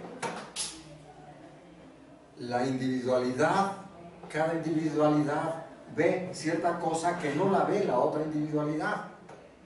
O sea, la individualidad es un relativo, el sujeto es un relativo. Pero también el objeto que observamos es relativo. Si ustedes giran en su silla, van a ver cómo lo que ven cambia. Es decir, el objeto es un relativo. Entonces, espacio y tiempo, porque se pretende en los empirismos, bueno, es que con relación a espacio y tiempo ya resolví todo. Sí, pero vamos a encontrarnos que el espacio es relativo, aquí y ahora, y el aquí es relativo. También juego un poco, a ver, díganme la hora exacta. Y dicen lo que su reloj les indica. Y les repito, a ver, dime nuevamente, porque estoy anotando el pizarrón. Y dicen 12, 13, 14, 15, es que el tiempo es relativo. El ahora es un relativo y el aquí es un relativo. Ahora por esos aparatos podemos comunicarnos con alguien que esté en otro lugar del planeta o en otro lugar de la ciudad, y entonces si hubiera condiciones técnicas para lograrlo, ¿dónde estás? Estoy aquí en París. No, pues yo estoy en México. ¿Y qué? ¿Cómo está el clima en París? Tal. Y en México, no, pues está lloviznando y hace frío. Es decir, el aquí es un relativo, el ahora es un relativo. Entonces, por eso es que Hegel inicia hablando del objeto y concluye que la verdad no está en el objeto, no solo en el objeto. hace la experiencia del sujeto. La verdad no está en el sujeto, no solo en el sujeto. Entonces, la verdad está en la relación sujeto-objeto.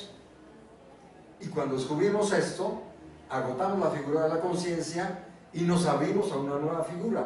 La figura, no, era la certeza sensible, y entonces nos abrimos a la figura de la percepción. Desarrollamos la experiencia. Se agota. Pues en realidad, ni en la percepción, ni en la cosa, sino en la relación de la cosa y la percepción. Y eso nos lleva a la figura de fuerza y entendimiento. ¿Qué significa esto? Fuerza es Newton. ¿Qué ve Newton? Ve fuerzas. Más atrás de Newton veían objetos o veían cosas. Newton dice, en realidad son fuerzas. Y está en una figura superior porque ya no es la certeza sensible o la conciencia concipiente, la conciencia percipiente, sino es la conciencia conceptuante. Newton. Estamos en una figura superior. Entonces decía, esa es la dificultad para la comprensión de la obra, porque nos está relatando Hegel las experiencias de la conciencia y sus propios fracasos. Por eso leemos una página tal cosa, la siguiente página dice lo contrario. ¿Estaba loca Hegel? No, es que está describiendo la experiencia de la conciencia. Y en la primera experiencia cree que en el objeto está todo, descubre que no. Segunda experiencia cree que en el sujeto está todo, descubre que no. Y entonces, ¿qué concluye? Relación sujeto-objeto. Y luego, cosa, conciencia percipiente, se hace la experiencia y descubre que la verdad está en la relación cosa-conciencia percipiente. Y entonces eso te lleva a la relación fuerza-entendimiento, desarrollas y concluyes, pues la verdad está en la relación fuerza-entendimiento. Y aquí ya te lleva a una figura superior. Sucede que no estoy solo en el planeta, que hay otros. Que yo, además de ver, percibir lo que hay en el mundo, también me autopercibo. Es decir, soy autoconsciente de que soy consciente. Entonces, yo pongo un ejemplo, por ahí muchachos de secundaria, me encantaba ver las tardes lluviosas con arcoíris, y medio recuerdo algún día, qué hermoso arcoíris, pero aquí soy yo que lo estoy viendo. En fin, espero que esta ilustración, somos nosotros los que percibimos y somos autoconscientes de nuestra percepción y de nuestro entendimiento y de nuestra sensibilidad.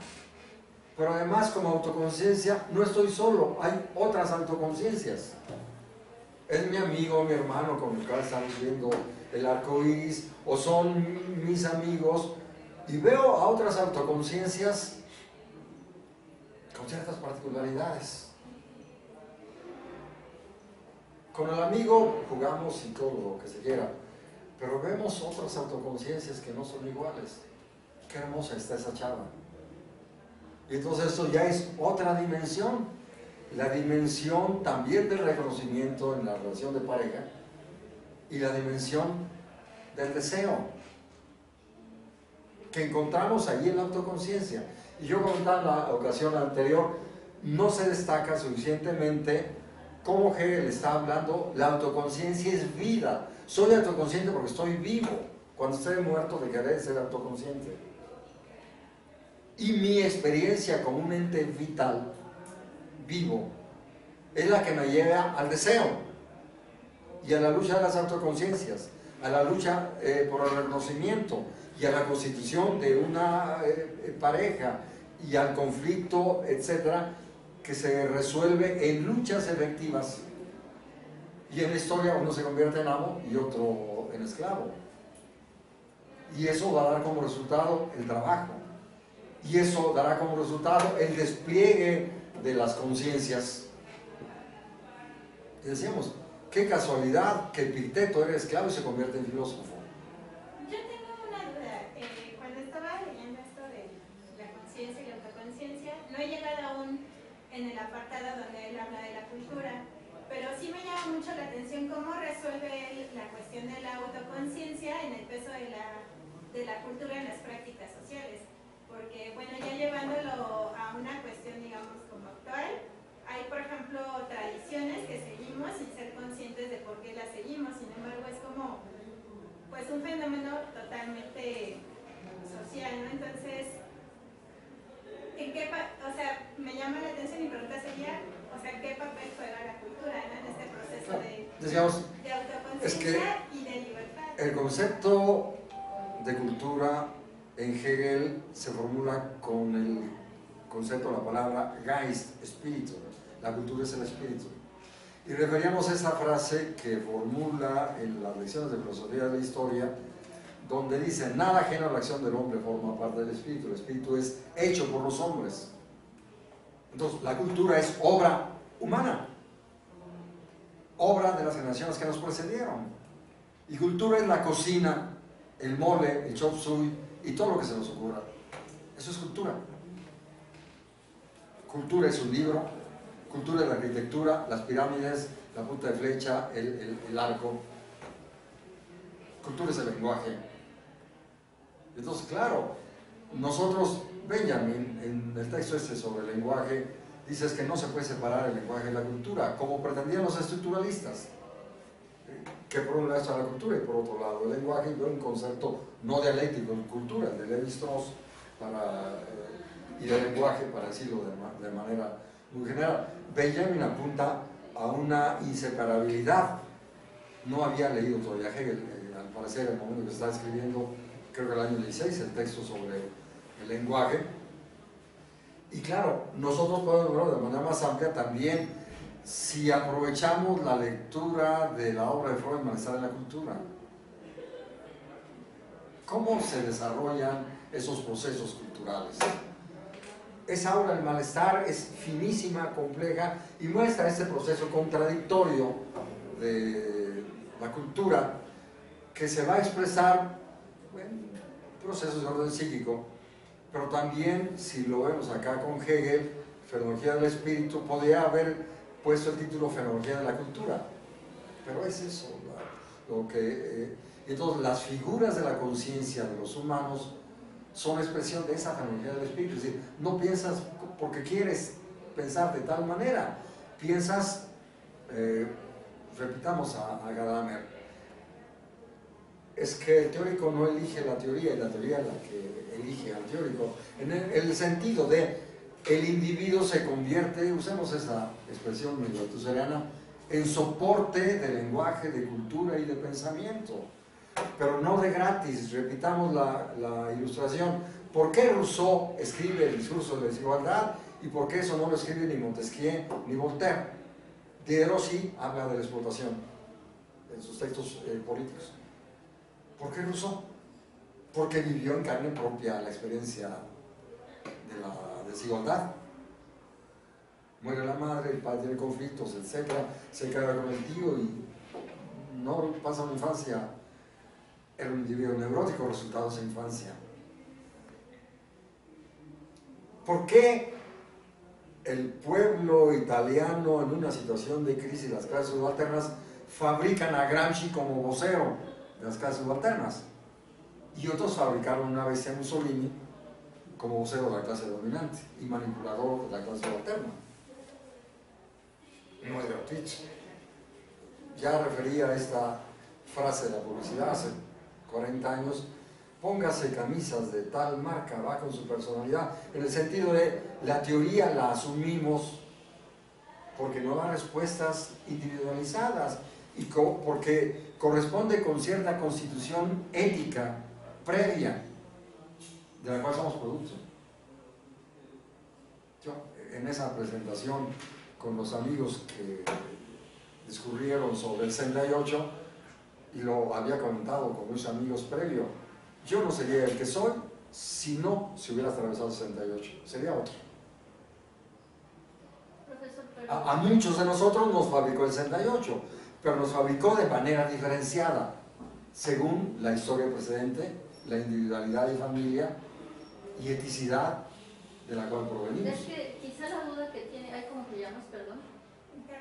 Carla es muy atinada en el sentido en que, por ejemplo, hay unos teóricos recientemente contemporáneos que se llaman los multiculturalistas, ¿no?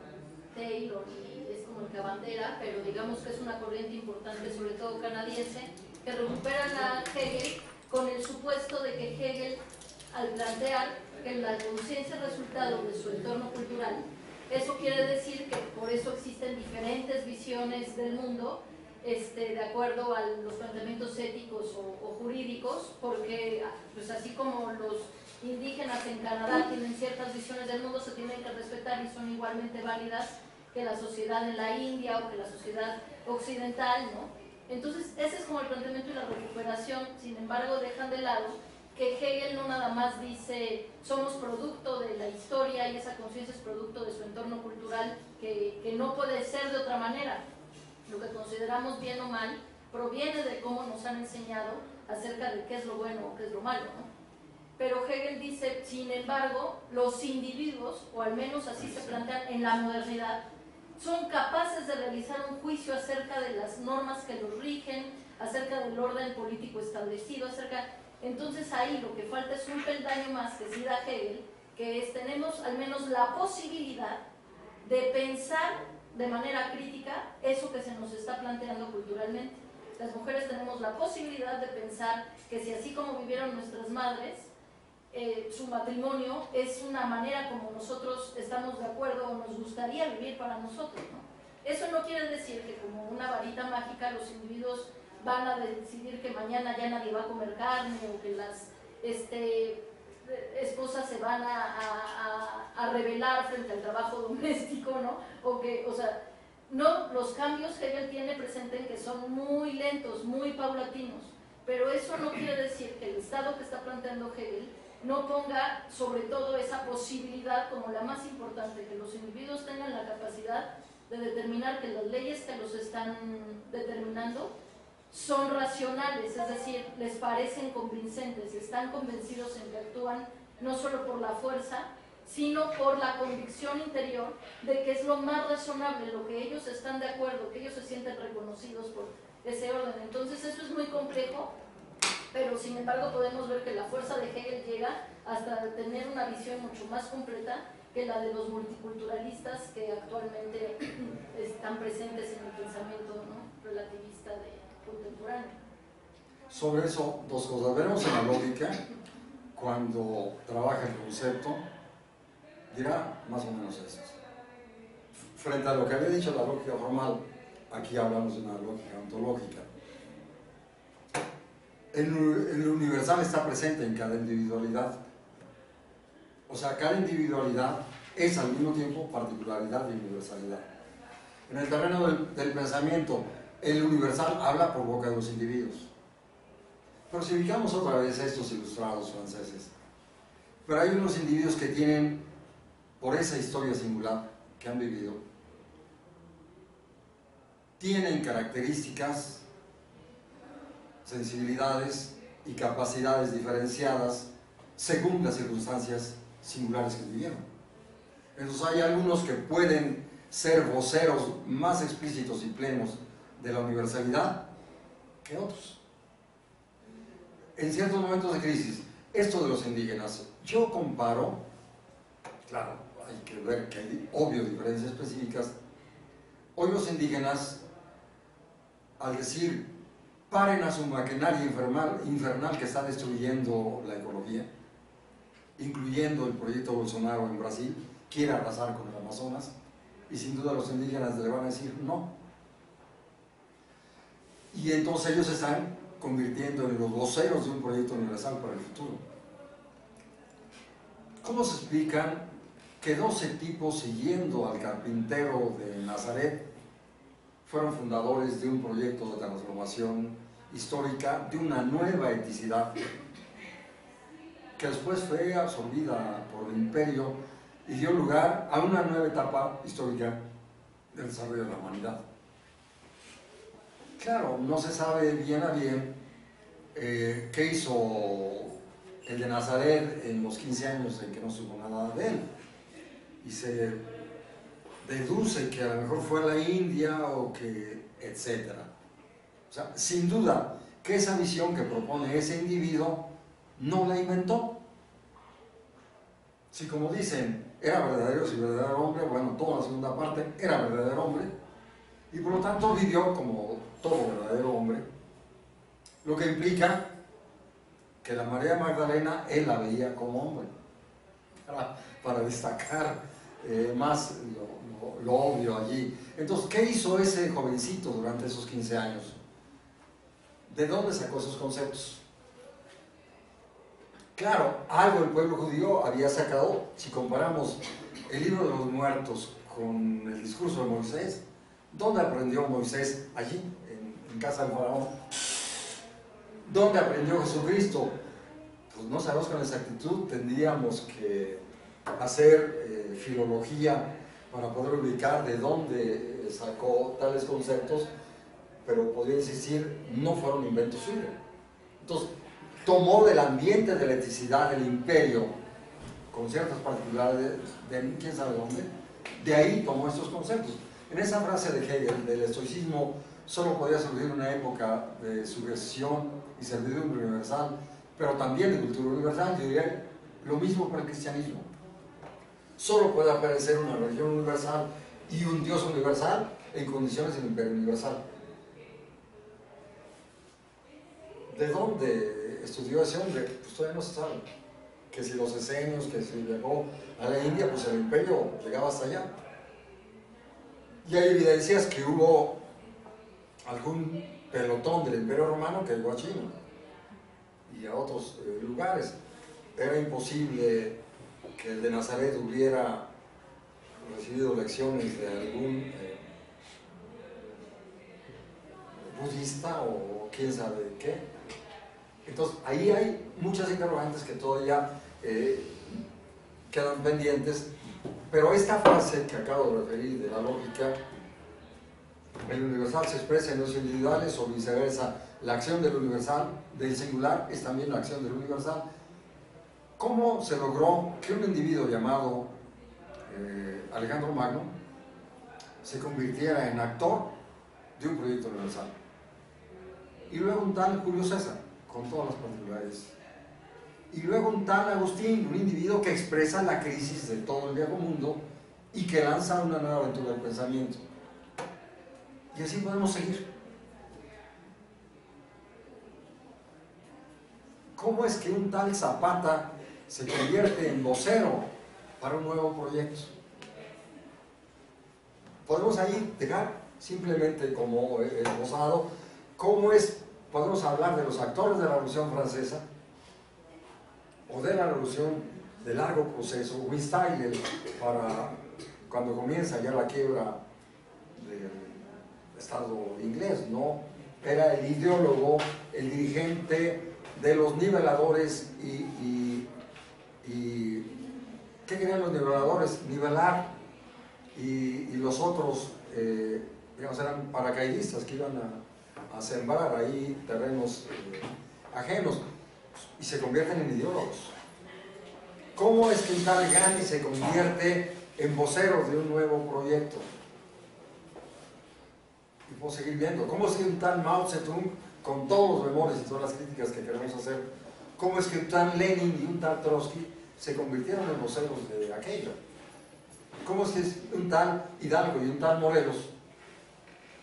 Nos vemos, la acción del individual es la presencia del universal, el universal forma las individualidades, claro, en una historia compleja donde una familia produjo a tal o tal individuo que tuvo tales maestros y que leyó tales libros y tuvo tales experiencias y escribió finalmente tal libro como resultado de todo esto.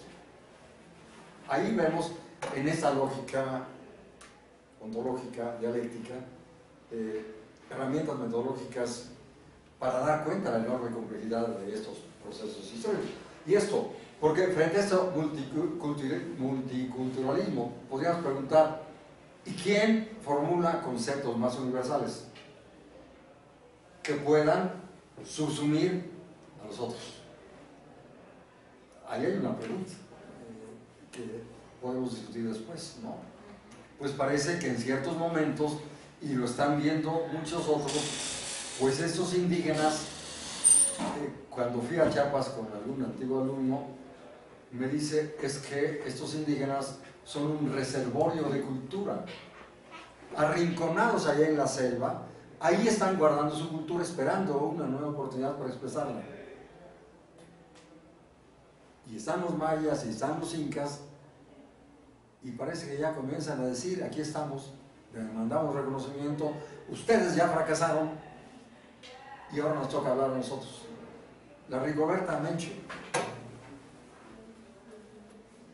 ¿Encuentran pistas interesantes para esto? Está agotado todo este modelo. Y la clase dominante y sus seguidores maniqueos, lo único que pueden hacer es llevarnos al totalitarismo.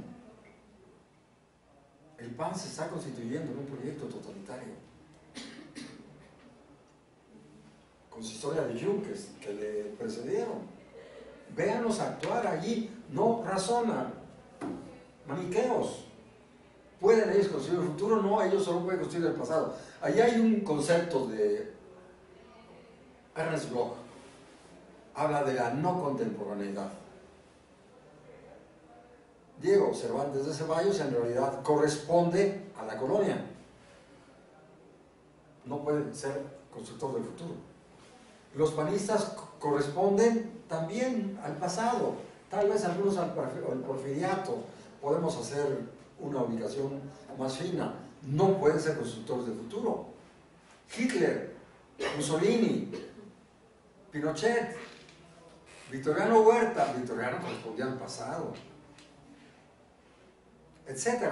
Entonces, ese concepto del Bloch de no contemporaneidad es muy rico.